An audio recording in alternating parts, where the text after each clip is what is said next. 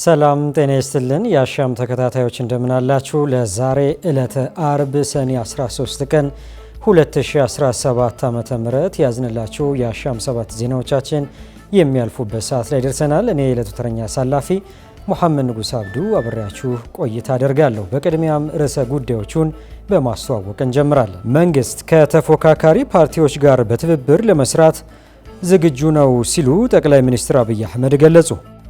በኢትዮጵያ ማህበራዊ ሚዲያዎች ከሚያገኙት የማስታወቂያ ክፍያ ለመንግስት ገቢ ሊያደርጉ እንደሚገባ ባለስልጣኑ ጠየቀ።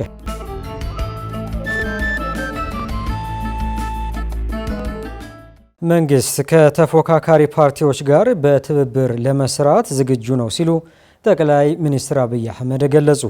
ጠቅላይ ሚኒስትር አብይ አህመድ ከመላው ኢትዮጵያ ከተውጣጡ የተፎካካሪ ፖለቲካ ፓርቲዎች ተወካዮች ጋር ውይይት ማድረጋቸው ይታወቃል።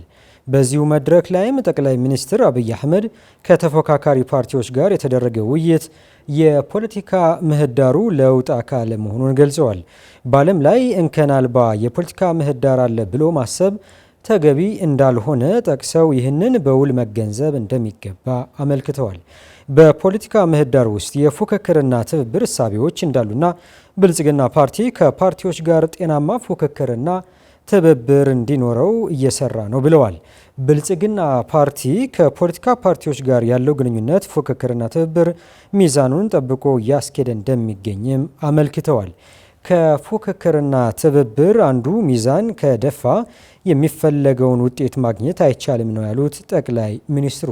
በመንግስት በተለያዩ የአመራር ደረጃዎች 273 የተፎካካሪ ፓርቲ ተወካዮች እየሰሩ እንደሚገኝም ለትብብር ያለውን መልካም ፍላጎት በግልጽ የሚያሳይ መሆኑን ተናግረዋል። መንግስት የተፎካካሪ ፓርቲዎችን አካታችነት በማሳደግ የተሻለች ኢትዮጵያን ለመገንባት እየሰራ እንደሚገኝም አመልክተዋል። መንግስት ከተፎካካሪ ፓርቲዎች ጋር ለመስራት በሩ ክፍት ነው ያሉት ጠቅላይ ሚኒስትር አብይ አህመድ ፓርቲዎች ሰብሰብ በማለት ጠንካራ ሀሳቦችን ማፍለቅ ላይ አትኩረው እንዲሰሩ ጠይቀዋል። የአፍሪካ ህብረት አባል ሀገራት የመንግስት አገልግሎትና አስተዳደር ጉባኤ ሊካሄድ ነው። የፌዴራል ሲቪል ሰርቪስ ኮሚሽን በሁለት ዓመት አንድ ጊዜ የሚካሄደው የአፍሪካ አባል ሀገራት የመንግስት አገልግሎት አስተዳደር 10ኛ ዙር ጉባኤ ኢትዮጵያ ለተከታታይ 3 ቀናት ለማካሄድ ዝግጅቷን እንደጨረሰች አስታውቋል።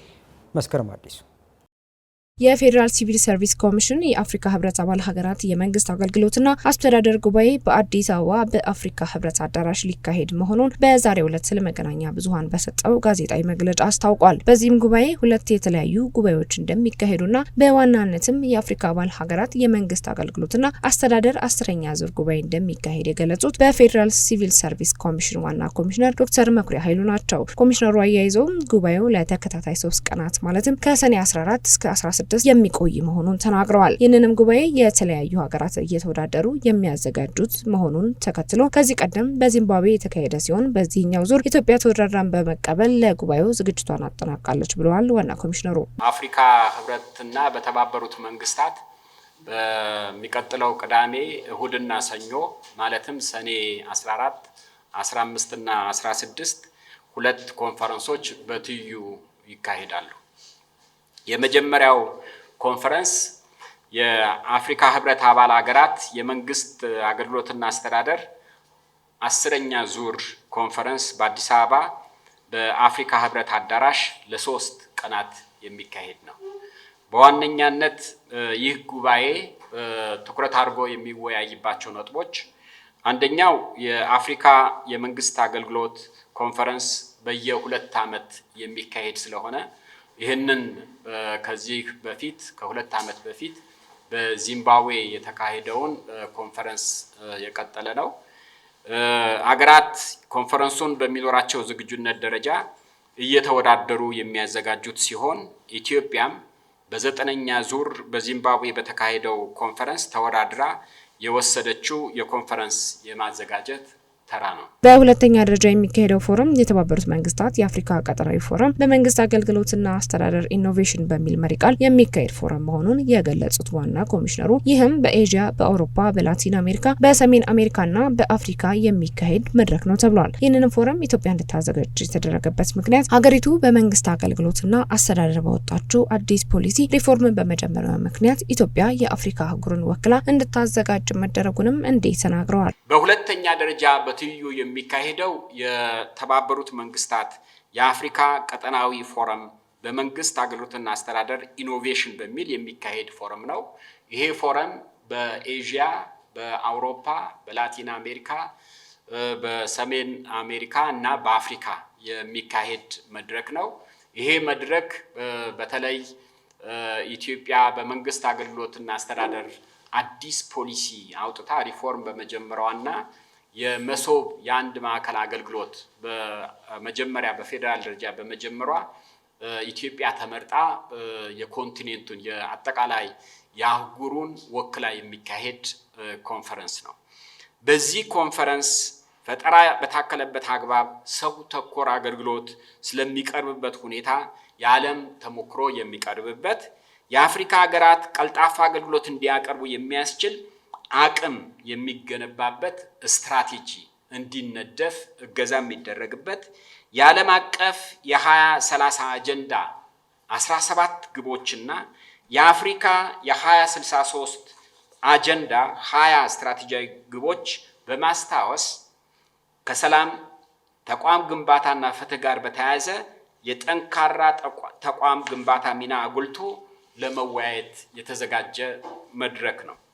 የ10ኛው ዙር የአፍሪካ ህብረት አባል ሀገራት የመንግስት አገልግሎትና አስተዳደር ጉባኤ ዋነኛ ዓላማ የመንግስት ተቋማት ተለዋዋጭ ከባቢያዊ ሁኔታዎችን እንዲቋቋሙ እንዲሁም ከአገልግሎት ጋር የተያያዙ ፈተናዎችን ለመቅረብ ትኩረት ተደርጎ የሚወያዩበት፣ ተሞክሮ የሚለዋወጡበት መድረክ መሆኑን ዋና ኮሚሽነሩ አያይዘው ተናግረዋል። ጉባኤው እንዲወሰንና እንዲካሄድ ያደረጉ መሰረታዊ መነሻ ሀሳቦች መኖራቸውን የጠቀሱት ኮሚሽነር መኩሪያ ይህም በአፍሪካ የሚታየውን የአገልግሎትና የአቅርቦት ችግሮችን በዘላቂነት ለመፍታት የተሞክሮ ልውውጥ ለማድረግ መሆኑንም አብራርተዋል።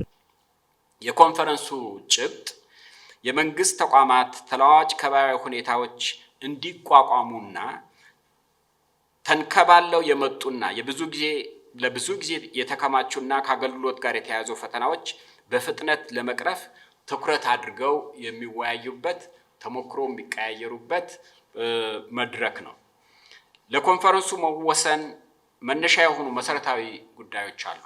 አንደኛው በአፍሪካ የተከማቹ የአገልግሎት አቅርቦት ችግሮች በመፍታት አካታች ዘላቂ ልማት የሚያመጣ ተጠያቂነት የሚያሰፍን የሰብአዊ መብት የሚያከብር የህዝቦች ትብብር እና ትስስር የሚያጠናክር ከባቢያዊ ሁኔታ ለመፍጠር የጠንካራ ተቋም አስፈላጊነት ወሳኝ መሆኑን ለመወያየትና የተሞክሮ ልውውጥ ለማድረግ ነው። ለተከታታይ 3 ቀናት የሚቆየው የአፍሪካ ህብረት አባል ሀገራት የመንግስት አገልግሎትና አስተዳደር ጉባኤ በመጪው ቅዳሜ እንደሚጀምር አሻም በጋዜጣዊ መግለጫው ተገኝታ ለመታዘብ ችላለች።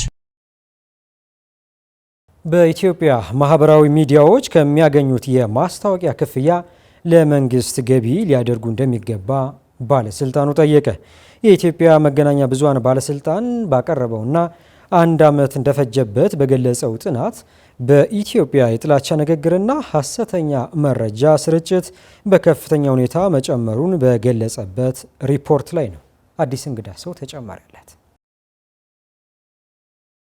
የኢትዮጵያ መገናኛ ብዙሃን ባለስልጣን በኢትዮጵያ በሚገኙ ማህበራዊ ሚዲያዎች ስርጭት ላይ ከባለፈው የ2016 እስከ 2017 ዓ.ም ድረስ አካሄድኩት ባለው ጥናት በኢትዮጵያ የሐሰተኛ መረጃና የጥላቻ ንግግር አሳሳቢነት እየጨመረ መምጣቱን አረጋግጫለሁ ብሏል። ባለስልጣኑ በዛሬው ዕለት በጉዳዩ ላይ ለመገናኛ ብዙሃን ጋዜጠኞች በሰጠው መግለጫ ሪፖርቱ ዘንድሮ ለ3ኛ ጊዜ የቀረበ መሆኑን በማንሳት ጥናቱ በዋናነት በማህበራዊ ሚዲያ ላይ ብቻ ትኩረቱን አድርጎ መሰራቱን ተናግሯል። ተናግሯል። በዚህም ተቋሙ ከኢትዮ ቴሌኮም አገኘሁት ባለው መረጃ በኢትዮጵያ ከ44 ሚሊዮን በላይ የበይነ መረብ ተጠቃሚዎች መኖራቸውን ገልጾ ከነዚህም 4 ሚሊዮን የሚሆኑት ደግሞ የማህበራዊ ሚዲያ ተጠቃሚዎች መሆናቸውን አስታውቋል። የማህበራዊ ሚዲያ ተጠቃሚዎች ቁጥር ምንም እንኳን አጠቃላይ ካለው የበይነ መረብ ተጠቃሚዎች አንጻር አነስተኛ ቢሆንም ከፍተኛ ተጽዕኖ ያለው ነው ሲሉ ሪፖርቱን ያቀረቡት የተቋሙ የዋና ዳይሬክተር አማካሪ የሆኑት ታምራት ደጀኔ ጥናቱ የተሰራው 5 የማህበራዊ ሚዲያዎች ላይ መሆኑን ያብራራሉ።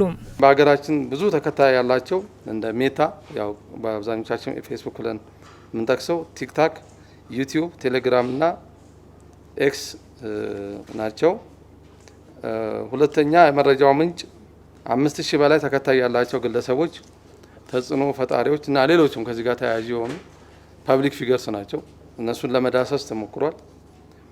ከዚህ በተጨማሪ ጥናቱን የበለጠ ተአማኒና የበለጸገ በመረጃ የበለጸገ ለማድረግ የህዝብ አስተያየትም ተሰብስቧል። ወደ 1700 ከሚሆኑ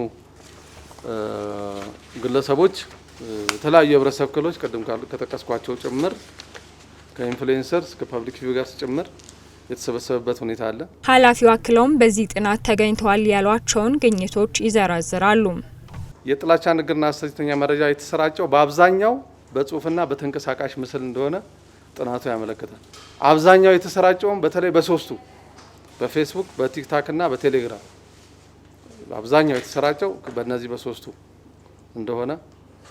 ሌላኛው የሪፖርቱ የጥናት ግኝት ተጠቃሚዎች ቅድም እንዳልኳቸው በርካታ ቢሆኑም ነገር ግን ችግር ሲያዩ የተሳሳተ መረጃ ሲያገኙ ሪፖርት የማድረግ ለማ ሪፖርት እንደሚደረግም አያውቁም፣ እንዴት እንደሚደረግም አያውቁም።